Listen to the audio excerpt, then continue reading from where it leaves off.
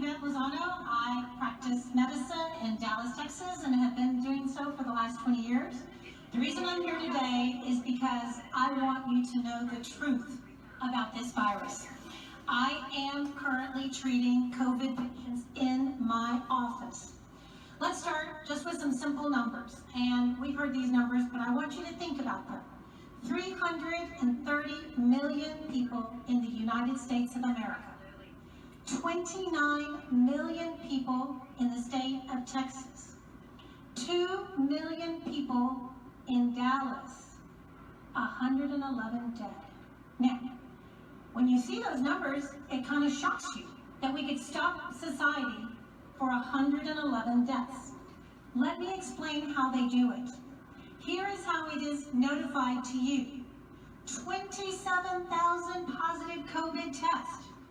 3,000 recovered, 111 dead. Well, if 3,000 are recovered from 127,000 positive tests, that's 124,000 that have recovered, right? Because we've only got 111 deaths. The things that I'm going to tell you today are from my personal experience in my office. I don't want to bring statistics from other physicians because there's always someone on the left that wants to contradict me.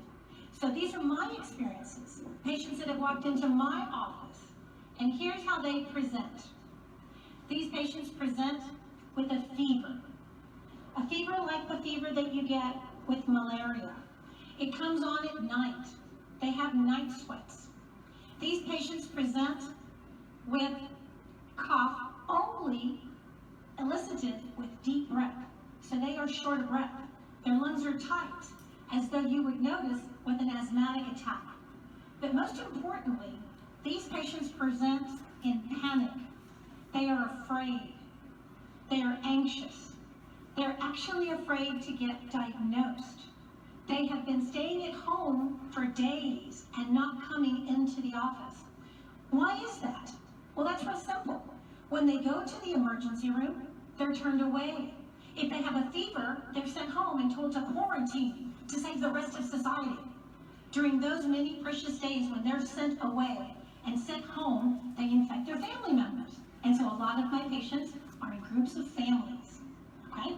This is not just happening in the emergency rooms. This is happening in doctors' clinics. These doctors that are not opening their practice, that are all of a sudden implementing telemedicine. Let me tell you something. From a physician that's been practicing for 29 years, I can't examine you through a computer screen. We can't Facebook or FaceTime for me to see what's wrong with you. I have to touch you. It's called a physical exam. And this is what I went to medical school, to provide care in the midst of a pandemic, not to hide in my fancy home with my fancy cars and my family. Okay, now, let's go a little step further. Let's talk about treatment, okay? You would think that I would get some kind of guidance from the American Medical Association, the Texas Medical Association, the Dallas County Medical Association. Well, I was on a live telecast, and here's what I heard from the Texas Medical Association. We need to increase visas to bring in foreign medical doctors to help us take care of COVID patients. Really? Are you kidding me? Now, the things that I tell you are personal experience. I was on that call. Needless to say, that was my last call, right? Okay, so where and how did I learn how to treat COVID patients? Well, I'm going to tell you. I learned it from the President of the United States, Donald Trump. So, when this pandemic started, President Trump was giving daily interviews to the media. And he came across, because you realize as President of the United States, he's dealing with heads of states of other countries. And he came across a treatment protocol that had been successful in France.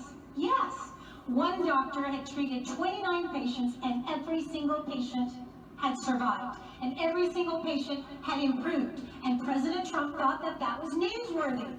God forbid he shared that with doctors. We didn't receive any advance from the local medical agencies that we all pony up our money to belong to and become members of. So I wrote these things down. I wrote these medications down. And I waited and waited for my COVID patients that just didn't come in. Because you see, they were going to hospitals and emergency rooms, and they were going to employee clinics looking for treatment, and they were being sent home and told to quarantine for 14 days. Don't come out. Protect the community. Well, what about them? What about their health? So they started slipping through the cracks and calling me. Are you open? Hell yes. Can I come in? Absolutely. That's what I made the big bucks on. And as they came in, I implemented the only thing that I had heard that had worked in other countries. Countries that had been inflicted with this virus before we even knew its name. And so I wrote a prescription. And I sent them home. And I added a little bit to the protocol that President Trump gave, as I'm a physician, and it's called the practice of medicine. So I gave them a couple of shots. Yes, antibiotic shots in the butt. Not one single one denied them. And guess what I found? To my surprise, the very next day, they were all amazingly better. I was actually surprised. Within 24 hours, the patient was completely symptom-free. And here's the take-home message for all of you. It's called hydroxychloroquine. Hydroxychloroquine. It costs $13. Right. $13. It's been on the market for 60 years. It is the candy for lupus. It is considered a vitamin for arthritis patients. And for some reason, those bureaucrats that are standing next to our president that think that they know more about medicine than I do are telling me I can't use it.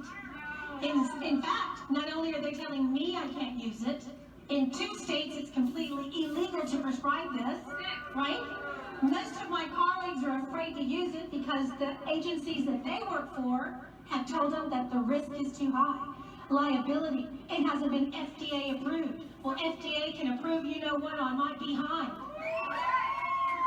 I have patients at Lozano Medical Clinic that are cured of this disease. I had patients that recovered within 48 hours. In fact, the illness that they had was more caused by the stress and the fear of the propaganda that's being spewed on the news media than by the actual virus. Okay, now I'm going to shock you a little bit more. After my first or second or third script to the pharmacy, which again, readily available, $15 for hydroxychloroquine, $15 for Zithromax, I got a phone call from the pharmacist. He wanted to talk to me. He wanted me to tell him what the diagnosis was for my patient number 1 and what was the diagnosis for patient B and patient C. And I very quickly told him that I did not have to give him that information. Remember HIPAA? Wait a minute, it gets worse. Here's what the pharmacist told me. I'm not going to prescribe this. I'm not going to fill it. I'm not going to dispense it without a diagnosis. I told him, this is privileged information between me and the patient. Your job is to put the pills in the bottle. Here's what I found out.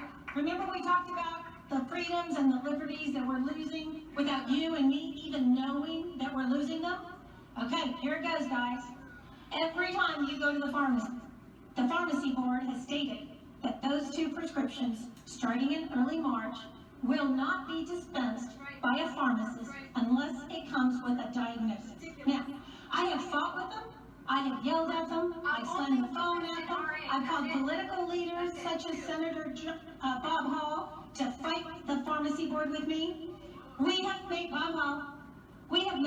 progress, but to no avail.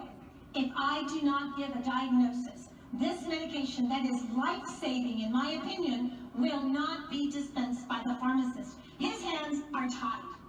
Now, it gets even a little worse than that, because I figured out how to get around that. And I'll tell my fellow physicians, you want to prescribe hydroxychloroquine? Patient has hypertension. You want to prescribe hydroxychloroquine? All they want is a diagnosis. How about diabetes? You want to prescribe hydroxychloroquine? Hey, let's do cholesterol, right? There we go.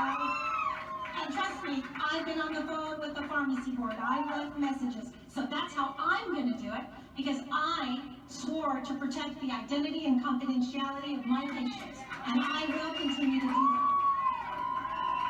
Now, I think when we do things that are we need to be thrown under the bus. So here's the latest from the medical field, okay?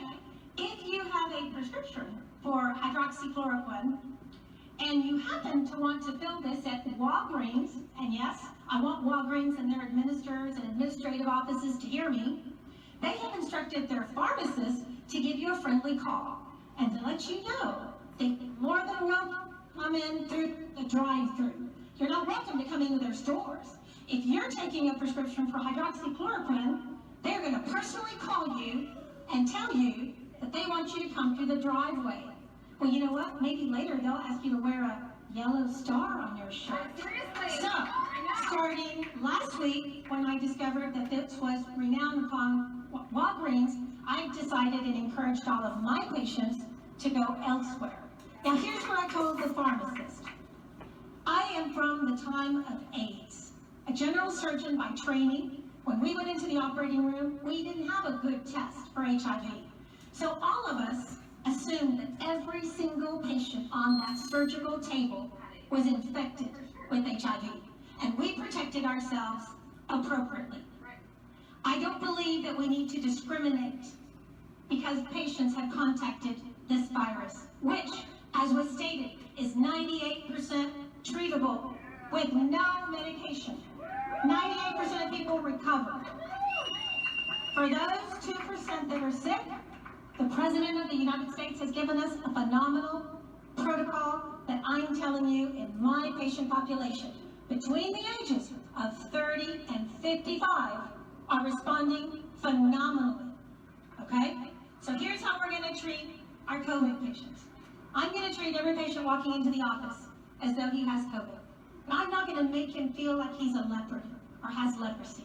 And I'm definitely not going to discriminate with him. I'm going to calm him down. I'm going to reassure him that there's treatment protocols out there. Now my question is, why is the media not doing the same? Why is the media blocking every single post that I make on Facebook in regards to this medication? And where are our politicians that are supposed to be our freedom fighters? I want to hear them yelling it from the mountaintops.